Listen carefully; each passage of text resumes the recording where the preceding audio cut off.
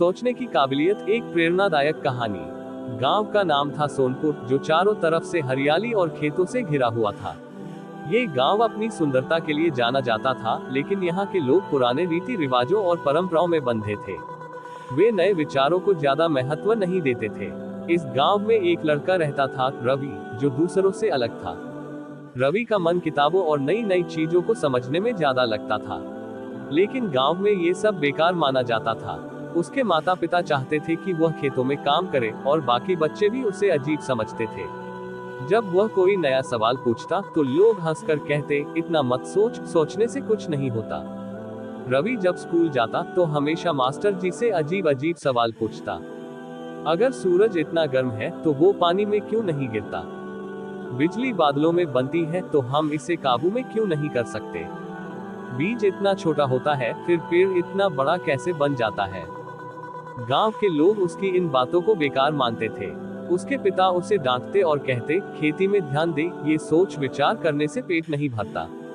लेकिन रवि का मन इन सवालों में ही उलझा रहता था। एक दिन गांव में एक मशहूर वैज्ञानिक डॉक्टर शर्मा आए। वे सरकार की तरफ से गांव में खेती और विज्ञान पर भाषण देने आए थे। पूरा गांव उन्हें सुनने के लिए इकट्ठा हुआ। रवि सबसे आगे बैठा था। डॉक्टर शर्मा ने बताया कि कैसे विज्ञान की मदद से खेती को और उन्नत बनाया जा सकता है। वे नए बीज, सिंचाई के आधुनिक तरीके और जल संरक्षण के बारे में बता रहे थे। जैसे ही उनका भाषण खत्म हुआ, रवि ने हाथ खड़ा किया और पूछा, सर, क्या सिर्फ सोचने से ही कोई बड़ा आविष्कार हो सकता है? डॉक्टर शर्मा मुस्कुराए और बोले, बिल्कुल। दुनिया का हर आविष्कार पहले किसी के दिमाग में एक विचार के रूप में ही जन्म लेता है। अगर कोई सोचने की शक्ति को इस्तेमाल करे तो वह कुछ भी कर सकता है। ये सुनकर रवि बहुत प्रेरित हुआ। उसने तय कर लिया कि वह अपने सोचने की शक्ति को कभी कमजोर नहीं पड़ने देगा।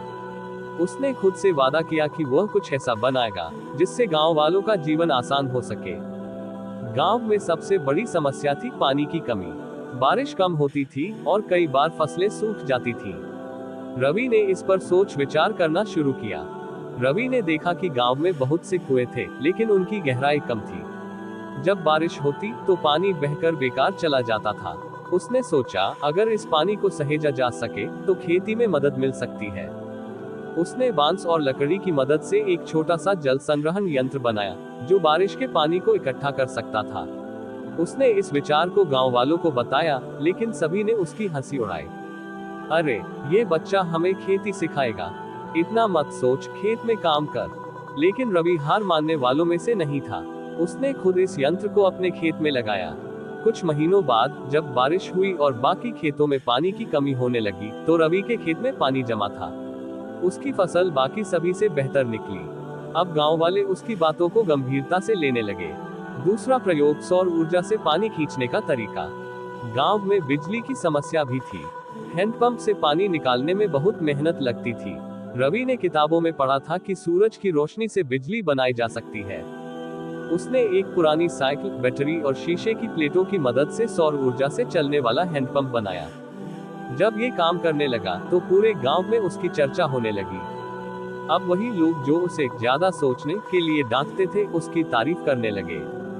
धीरे धीरे रवि के बनाए हुए यंत्रों की वजह से गांव में बड़ा बदलाव आने लगा। पानी की समस्या हल होने लगी, खेती में नई तकनीकें इस्तेमाल होने लगी, और गांव के लोग समझ गए कि सोचने की काबिलियत कोई बेकार चीज नहीं होती। सरकार ने भी रवि के काम को सराहा और उसे पढ़ाई के लिए शहर भेजा।